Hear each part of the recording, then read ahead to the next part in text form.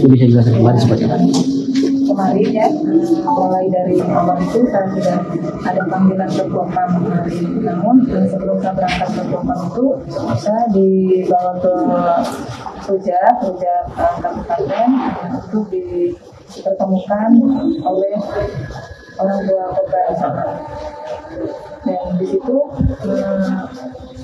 isi percakapan Pak Bupati itu ya untuk atur damai, permintaan maaf atur damai, tapi bukan permintaan mengakui kesalahan. Terus ke sana dipanggil sama bupati atau dibawa sama? Iya, dipanggil Pak Bupati. Itu diarahkan sama pengacara, maksudnya dijemput sama pengacara?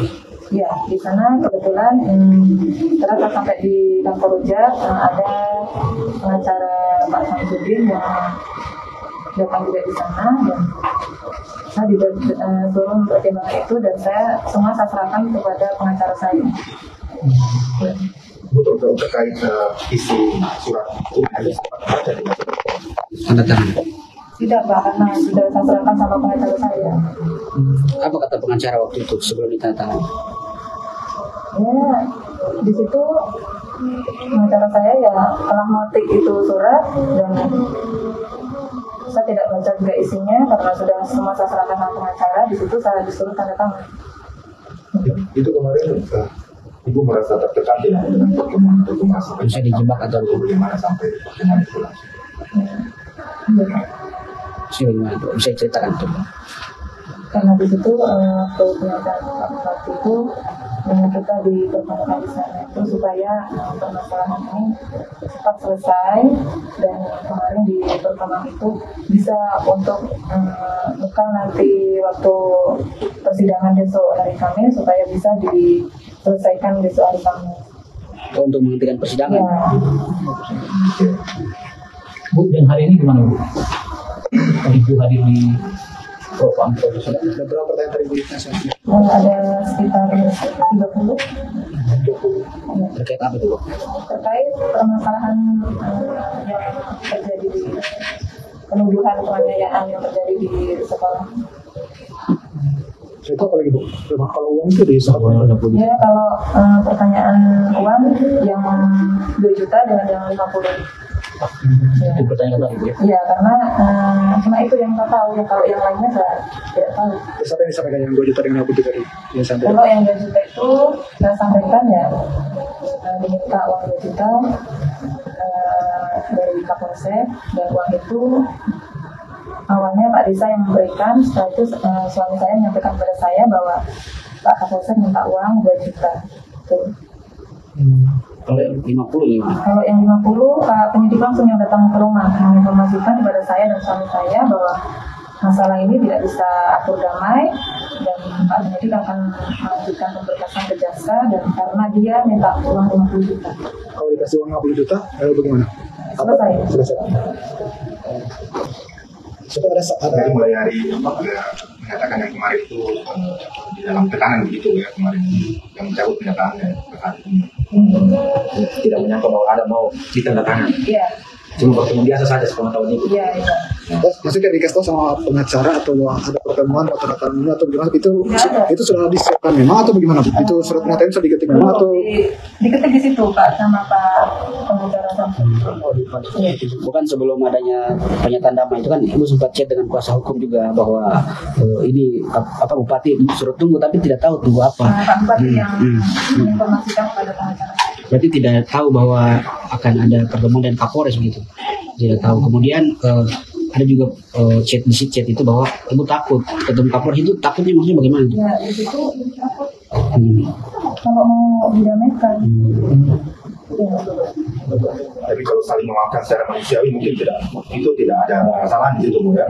Cuma untuk proses hukumnya tetap berlangsung di Iya, iya. persidangan.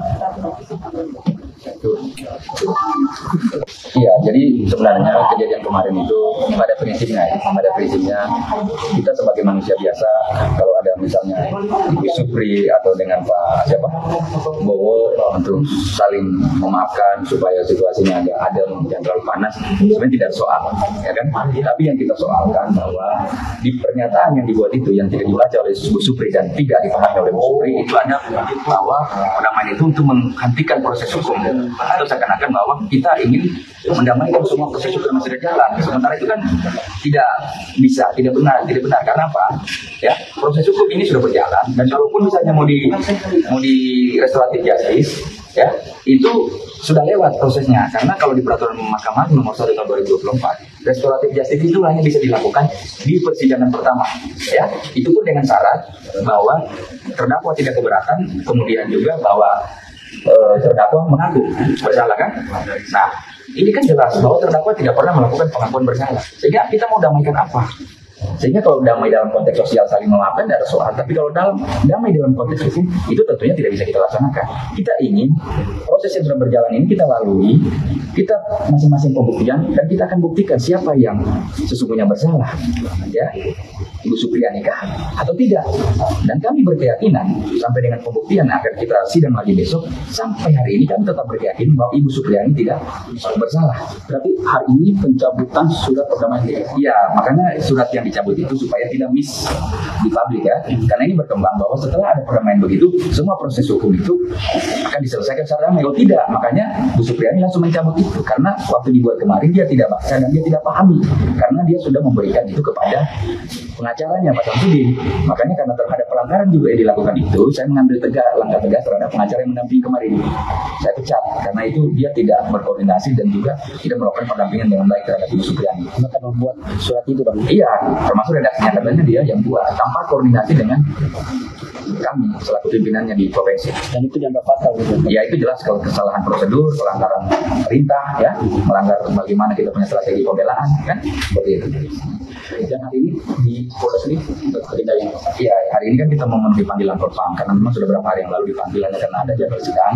Hari ini kita dipanggil untuk mengklarifikasi khususnya terkait dua hal, terkait masalah permintaan uang, baik itu yang 2 juta maupun yang 50 juta itu. Nah, kembali lagi kemarin itu seperti dijebak ya gitu Bang. Sebenarnya ketika pertemuan kemarin itu. Iya, yang tidak disangka itu masalah terkait dengan surat pernyataan yang ditandatangani itu bahwa ada niatan untuk pemerintah daerah mendinginkan suasana yang mempertemukan mereka bisa berjabat tangan. No problem. Kita tentunya juga tidak mau menghalangi yang itu. Tapi bahwa itu kemudian dijadikan, diformulasikan dalam sebuah surat pernyataan misalnya dan menyatakan bahwa semua proses hukum kita akan hentikan, itu yang salah. Itu yang salah. Itu yang tidak bisa karena dari dulu kami sudah menolak hal itu. Kami tetap ingin supaya perkara ini lanjut, supaya terang benderang mana yang hitam, mana yang putih. Ya? Kalau kita tidak lanjutkan ke proses persidangan dengan alasan bahwa kita sudah berdamai, akhirnya kan tidak kelihatan. Ya kan? Mana yang hitam, mana yang putih, mana yang benar, mana yang salah. Karena tujuan kami di akhir apa?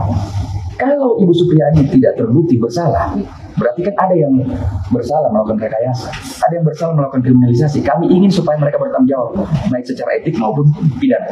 Itu kelihatan kan? Dengan pencabutan pernyataan itu artinya pernyataan sebelumnya tidak berlaku. Iya, intinya bahwa pernyataan itu kan dibuat tanpa dasar pengetahuan Ibu Supriyani, apalagi dalam kondisi yang tidak bebas, seperti dikatakan tadi, dia tertekan, merasa tertekan dan merasa terpaksa, sehingga itu dicabut. Namanya semua kesepakatan yang dibuat dalam posisi tidak bebas, dan apalagi dalam posisi tertekan, itu sebenarnya batal demi hukum. Sehingga untuk memformulasikan tadi itu dicabut. Bang, ada informasi bahwa surat pernyataan itu yang ditandatangani kemarin akan dibawa Kapolres ke persidangan. Sepertinya Bang, apakah juga melihat bahwa Kapolres ini ikut cawe-cawe, saya melampaui kewenangannya? Ya, makanya ini kan menjadi pertanyaan kita. Kenapa di tahap persidangan baru semua orang seakan-akan menjadi tokoh perdamaian, duta perdamaian? Yang dulu mana? Kenapa baru mau muncul sekarang sebagai duta perdamaian, tokoh perdamaian, membawa ini pernyataan ke pengadilan? Itu nggak ada gunanya. Karena pengadilan itu sudah membatasi ruang untuk keadilan restoratif itu di pasal 7 Perma 1 tahun 2024 cuma bisa dilakukan di sidang pertama. Ini sudah sidang pembuktian, sudah mau tahap akhir.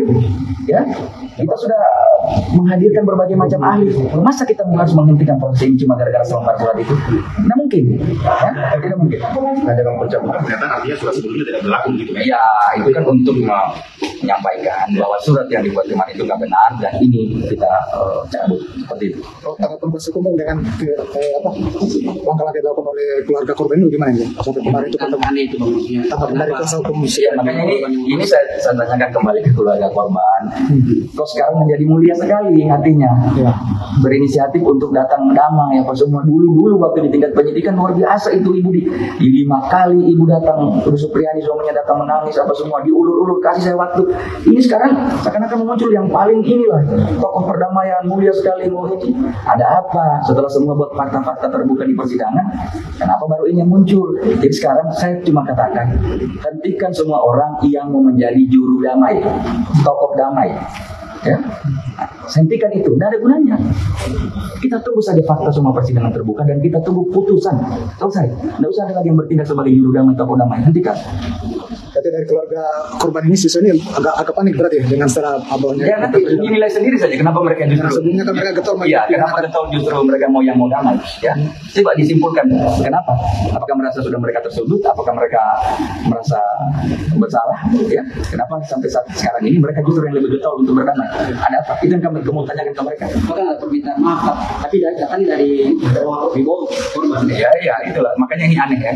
Aneh. Makanya dari awal saya sudah bilang bahwa itu tidak usah lah mediasi atau perdamaian yang dibungkus. Ya. Kalau mereka berkata dengan saya mau tanya, apa tujuan kamu mediasi? Apa tujuanmu untuk berdamai? Apa? Poin apa yang kamu ingin capai? Kamu ingin mengatakan bahwa Ibu Supriyani juga mengaku bersalah, sama-sama kita maafkan, sehingga semua proses yang salah di belakang kita lupakan? Oh no, kami tidak begitu. Kami tidak mau. Ya, kami tidak mau ini semua dibungkus dengan perdamaian, seolah-olah kita damai saling maafkan dan kita melupakan semua kesalahan. Tidak. Ini harus diusut supaya jadi pelajaran semua. Tidak boleh dengan karena kewenangan kita dan kekuasaan kita mengkriminalisasi orang kecil. Nggak boleh itu. Negara tidak boleh seperti itu. Ya, aparat yang punya kewenangan tidak boleh seperti itu. Dan itu harus ditindak tegas.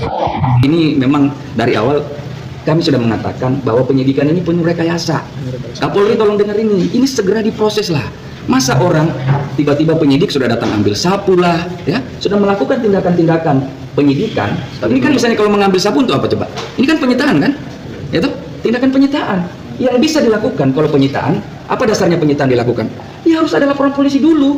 Ada surat perintah penyelidikannya, harus ada perintah penyidikannya. Nggak bisa ujuk-ujuk orang tiba-tiba mau datang ambil sapu. Jangankan bilang surat perintah penyidikannya, laporan polisinya saja belum ada. 13.30 dia sudah datang ambil.